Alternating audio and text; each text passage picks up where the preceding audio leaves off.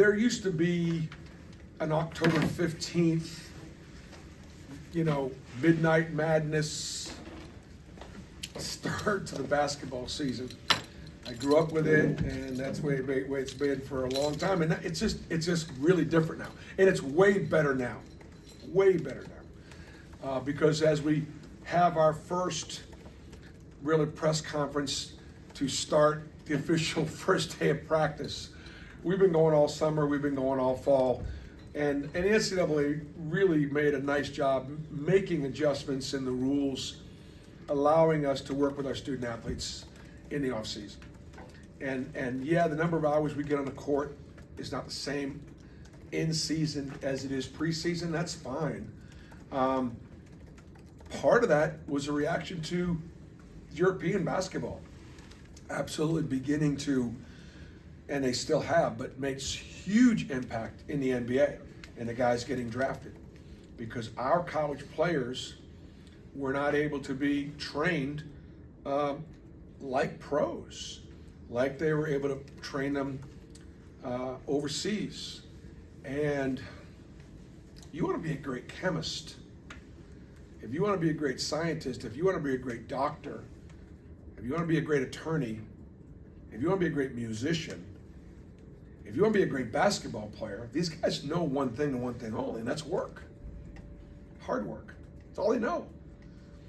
And so to have at one point actually legislated against the ability to work hard, as, again, student athletes, you can do both. You can be a full-time student and you can train to be the best possible basketball player that you can be. So as a result, this first day of practice just does not feel like the first day of practice. All right, that said, I would say going into this first day of practice, I know less about this team than many of the teams that I've coached. And I've only brought in, let's say, 2 freshmen and really 3 transfers.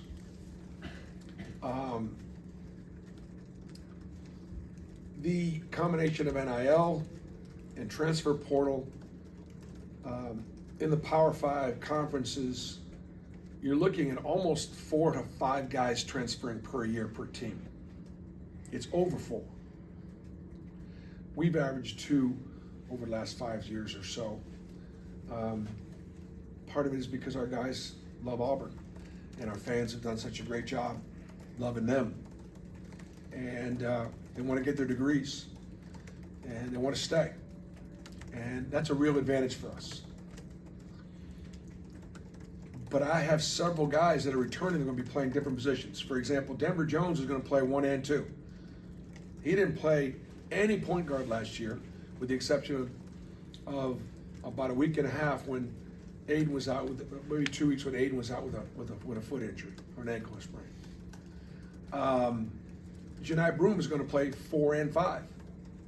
He played 12 minutes of 4 last year when Jalen Williams was hurt, and we played him that way at Georgia.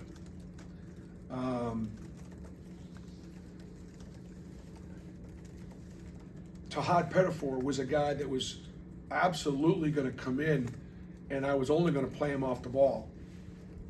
And through his own personal development, he looks like he can also play point and handle the load of learning 3 positions, because the 2 and 3 are identical positions. One is just on one side of the floor, the other's on the other side of the floor. And the enormous responsibility of the one, where you need to know every position. And he's demonstrated to me that he can handle a couple rotations at point guard. So you give some of those dynamics along with bringing in 5 new guys, and it's I'm going to learn a lot more about my team the next 3 or 4 weeks. First question from Adam to Jason. First, there's been a lot of talk about just the schedule and how daunting it is, and in particular that non-conference slate. Was there maybe a moment where you felt like you guys really needed to build out that non-conference slate the way you did this year? And I guess if so, just when did that realization kind of hit? I think there were two things that happened. Last year, when we put USC, Notre Dame, Indiana on the schedule, we did so following great years by all three of those programs and anticipated their being great again. It just weren't. And so if it wasn't for our record, the margins of our victory and some of the analytics, we weren't going to have enough quad one wins to really be better than a 5 seed. That was one factor, just a recognition of the importance of that non-conference schedule. I think the second and probably the more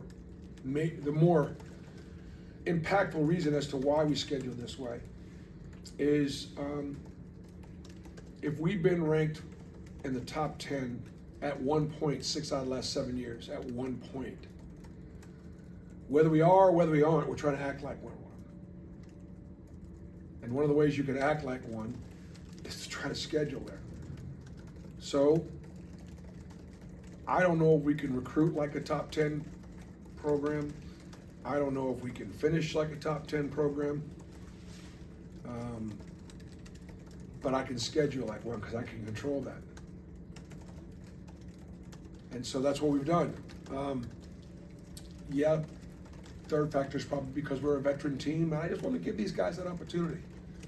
I want to give these guys that chance, and I want to give our fans the opportunity to go down there and go to Houston and support us against Houston, knowing that there are going to be 1 or 2, 3 in the country on the road. We continue to try to bring in great teams to the Atlanta and that Hoopsgiving. My goodness gracious, to play Indiana and have Indiana bring 8,000-9,000 people to that venue, so on and so forth, and now to get Ohio State. The fact that Matt Painter and Purdue feel enough about our program that they could bring us back to Indianapolis in a year from now and actually think that the game would be a big game for them or for television. Well, we know that Purdue's a big game for us. It's either is or almost sold out already in Birmingham. So we're just trying to act like we belong. Jason and then Perk. Reese, you talked about Jihad, Denver, bringing in JP Pegues. How valuable is that depth at point guard, and then how much does that competition help you guys when you have 3 players that are kind of pushing in that role? Well, I think it definitely helps as far as the depth is concerned. You catch. We're going to play 2 point guards. We've always played 2 point guards, and if you don't have that third guy in the rotation and one of those guys gets hurt, what do you do? And so it definitely helps as far as our depth is concerned. And I think as far as the competition, those guys are also competitive. That I don't necessarily think that it's helping them all show up every day to practice, because those 3 guys already show up. Those 3 guys are going to show up every day. Perk and then Nathan. Bruce, adding Miles onto this team, just having 3 guys off the ball, or 3 proven guys off the ball that are scorers, just what does that do for this team and him when what you have with Denver and Chad coming back, just adding another guy that's done it at this level, or at the power conference level? Well, I mean, I think that obviously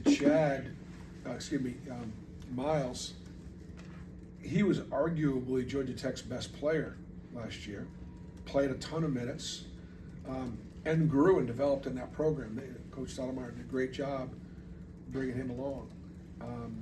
And having to play him 32 plus minutes, and now he's going to come here, and the way we play, playing 10 guys double-digit minutes, he won't play 32 minutes every night. So therefore, he's going to be able to play and affect the game in more ways. He'll be able to affect the game with his length defensively. He's going to be, and he's really improved in that area. He's going to affect the game, hopefully, by getting downhill and scoring more at the rim. He obviously is demonstrated to be a great 3-point shooter with great range. And so,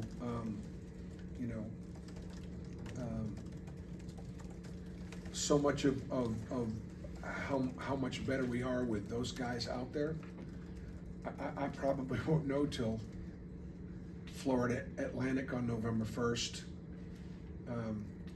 Furman at Furman on October.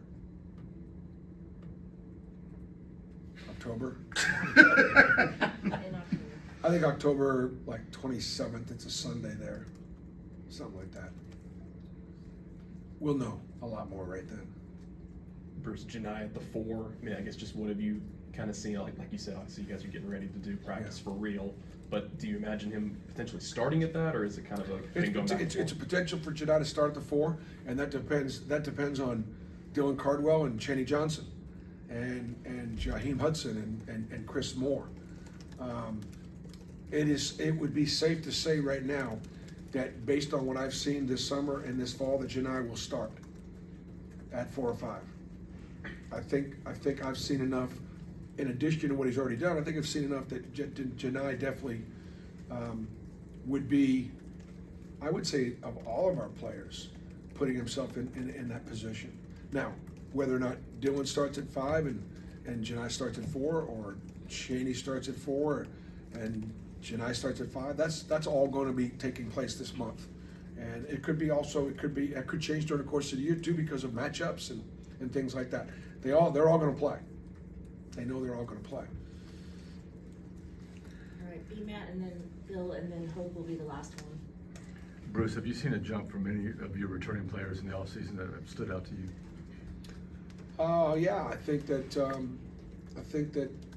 Janai has he's in great shape, and he's practiced with a really good consistency. We asked that of him as a leader, to bring it, play it, practice at a better clip, and continue to compete and lead. And I think he's done that. Dylan's always been somebody that's been in the gym and is a natural gym rat. And Cheney Johnson's one of our absolute hardest workers. And Cheney had a great fall. Like Cheney's teams won a lot. And I think you'll see the improvement from last year to this year.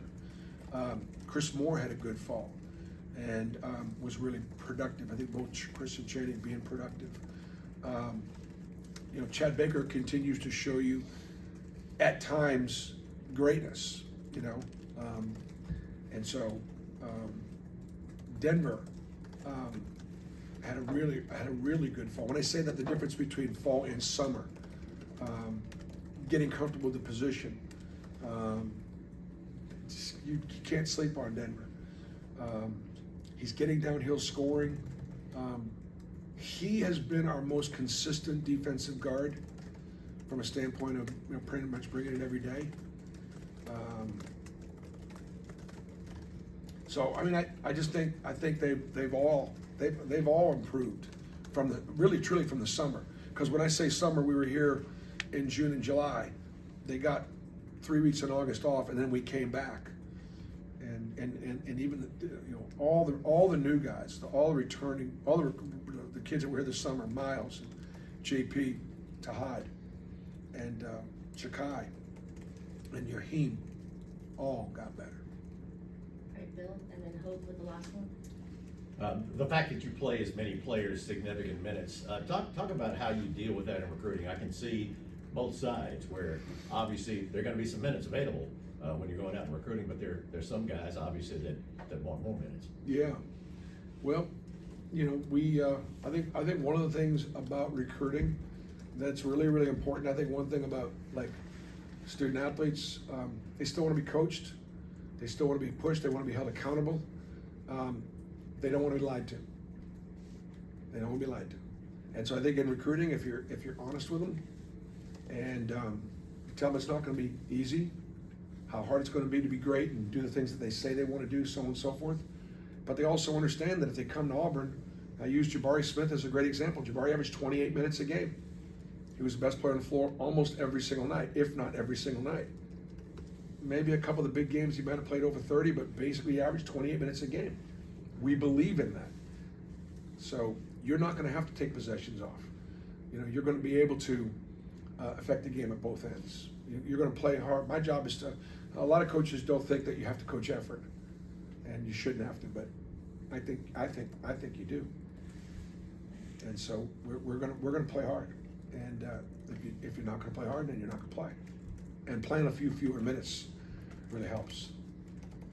DB, I was asking defensively, how have the new guys adjusted to your expectations on playing defense? Yeah, I tell you, the one thing that I would say is, like, practices are difficult. Like, we're hard to score on in practice.